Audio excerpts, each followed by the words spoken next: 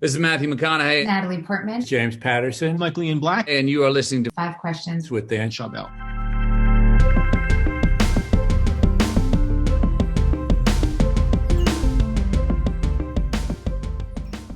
Kevin, welcome to Five Questions. So awesome to be here with you today, Cowabunga. Woo! What were some of your creative influences as a kid that led you to pursue a path as a comic book writer and artist?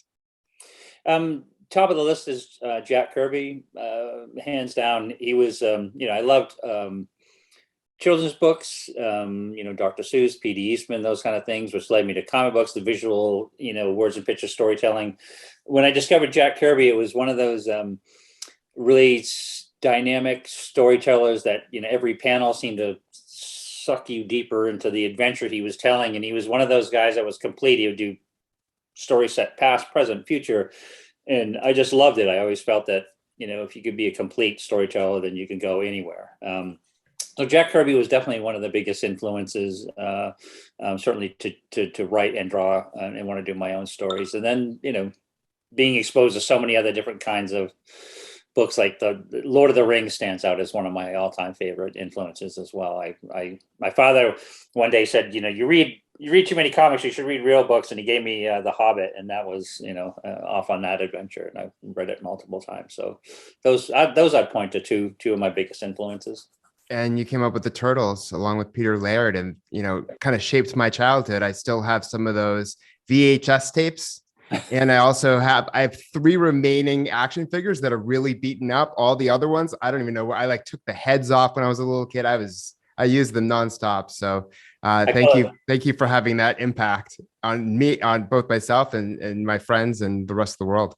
Well, thanks for, I wouldn't have such a cool job if not for cool fans like you. And that's probably one of my favorite things to sign at conventions is a young person like you would bring up some beaten up toy that they've had since their childhood, which is probably the biggest compliment ever. That you saved, that you were a fan then, and also that you saved that it's really, I call it well loved, and it's a real honor to me. So, and what's crazy is if I didn't play with them and save them in the box, which would never have happened. But if I had that foresight, they'd be worth so much. Just like the video games now, it's pretty, and the comic book, of course. Why do you think Teenage Mutant Ninja Turtles is still relevant today? And what plans do you have to keep the brand fresh moving forward? I think it's a great question because the relevancy of the characters, because it was something, even in the earliest days of the Turtles, Peter and I would try to answer that question with some sense of, hey, we planned it, or it was very specific, it was deliberate or something, but it was really a combination of, as far as we could break it down to, analyze it, it's sort of the mutant aspect, the adoptive family aspect, the fact that they're not a specific, race, creed, or color. So anybody can imagine themselves as a turtle. They're outcasts or misfits looking for their place in the world, which I think, a lot of people are. And then, ultimately, we all want to be that hero at the end of the day that does the right thing. So it's sort of the, the family, the heroic and the good natured, the adventures were never, overly violent or overly, it was just a great adventure story. And I think with characters that we thought were interesting based on characters that inspired us. So, again, Lord of the Rings was a great example. We just loved the heart and soul that those characters had.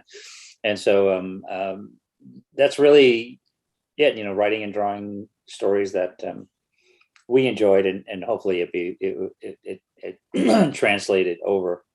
As far as the continued adventures of Turtles and the inspirations, it's really so much of it comes from the people I work with these days, the people I'm lucky enough to work with, especially, artists. Writers like Tom Waltz, who's, wrote 100 issues of the IDW series. He's such a fantastic storyteller, and other writers that, come up with these ideas when you think after almost 40 years, you've explored every possible turtle idea ever. These fantastic young people come up with these ideas, and their passion for the characters that they had since they were young is just invigorating and inspiring, and that's really what what allows us to it excites me to take him continually into new places and new adventures. So that's, it's like you were inspired by Jack Kirby, and other people were inspired by your work, and now they want to work on it as well. So that makes perfect sense, and it kind of goes full circle. Why did you and your co-author Peter Laird come back together after 20 years apart to work on Teenage Mutant Ninja Turtles again?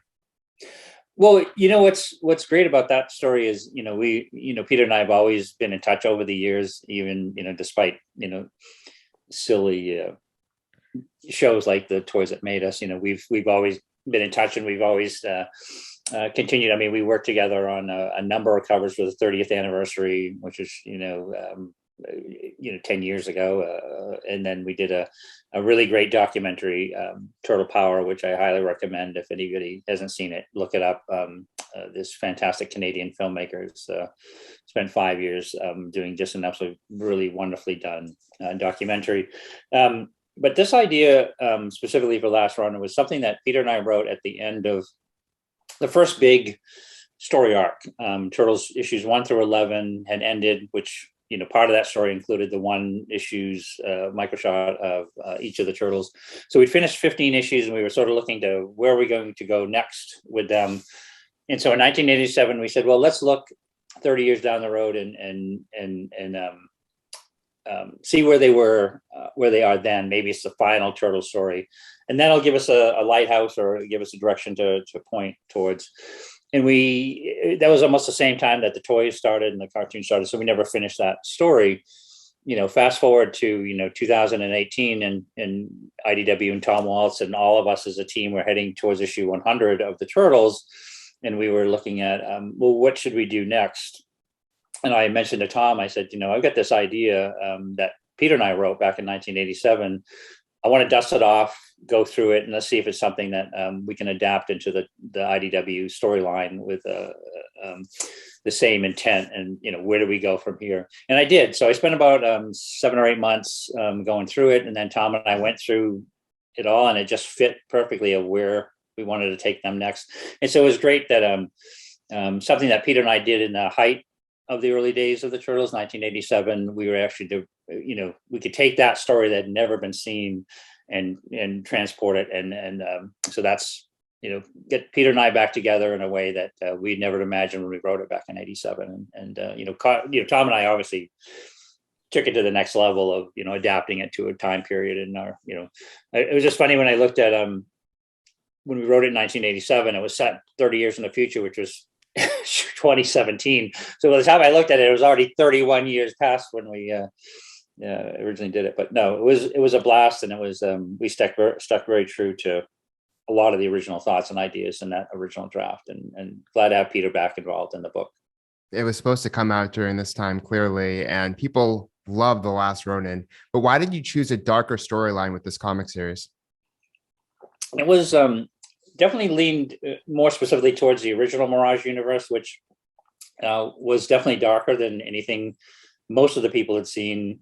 Say if your introduction to the Turtles was the cartoon series, and a lot of it was. I mean, at the height of the Turtles black and white comics, I think we were selling around 100,000 copies. When the toys and the cartoons came out, it was suddenly millions and more.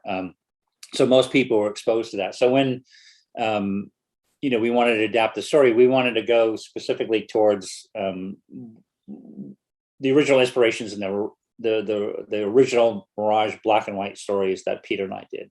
And it really comes down to everything that we set up in issue 1, Peter and I, is the cornerstone of everything that happens in The Last Ronin. So it really leans towards that edgier, darker, and scary world that needs to be resolved. There needs to be redemption. There needs to be a lot of things answered and addressed, in my opinion, before we could go on. And even when we started on Last Ronin, we didn't particularly see that this was a start of a whole new Turtles universe within the Turtles multiverse, but it was an idea that just had to be told, and we just wanted to do the best job we could to tell it right. Absolutely. And a lot of that takes time. You don't want to rush those ideas, and all that time you spent, investing in it and thinking it through can really pay off. And people like these dark storylines now. I mean, the recent Batman movie was fairly dark, right? And so I think that there's a need for that, and there's the need for the old school turtles, like the fun loving ones in the cartoons, like that serve that purpose. And you got to keep things relevant, and I think that that's one technique to do, is take what was working back then and pay homage to that. And it worked really well. And what's your best piece of career advice? Is work at your craft every day. And I say this to, whether it's, sports that you're interested in, a musician, writing, drawing, is you have to work at it every day. And it's not easy. I know certainly when I was younger, school, after school job, any kind of social life, anything, and all those things that you have to manage in a daily life, finding even 20 or 30 minutes to draw or write or practice what you are passionate about is very hard.